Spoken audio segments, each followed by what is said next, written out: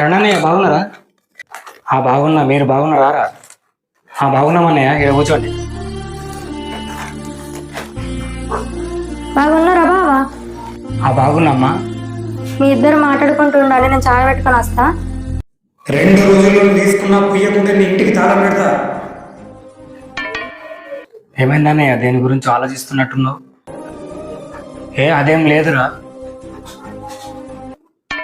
సరే కూర్చోండి, నేను కొన్ని మంచిగా తీసుకొస్తా.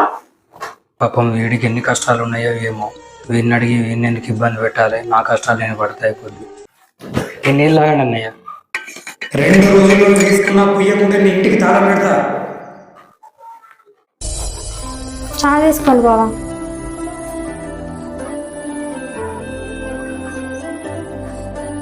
మీరు కూడా తీసుకోండి.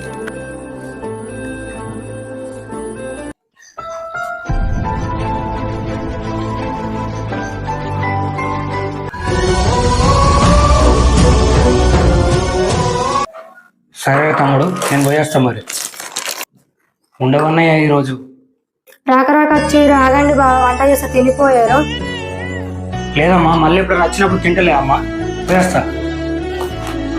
సరే బావ, జాగ్రత్తగా వెళ్ళండి. జాగ్రత్తగా వెళ్ళండి అన్నయ్య. సరేరా, పోయేస్తా.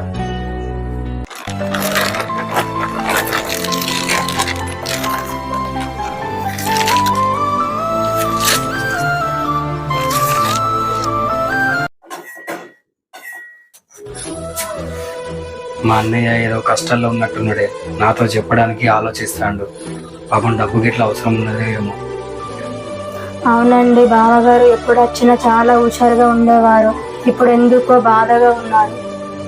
పాపం అన్నయ్యకి ఏదైనా చేద్దామన్న టైంకు నా దగ్గర కూడా డబ్బులు లేవు. నాకు నగల కోసం దాచిన డబ్బు ఉంది కదండి, అది ఇవ్వండి.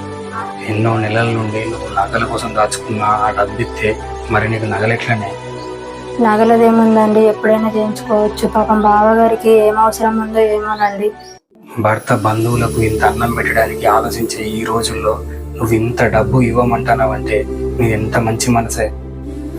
డబ్బు తీసుకెళ్ళి మెల్లగా కవర్లో పెట్టండి.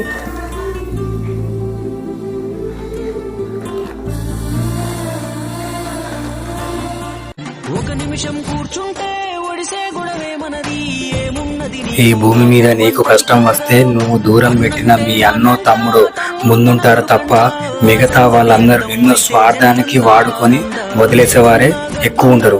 మీ అభిప్రాయం కింద కామెంట్ చేయండి.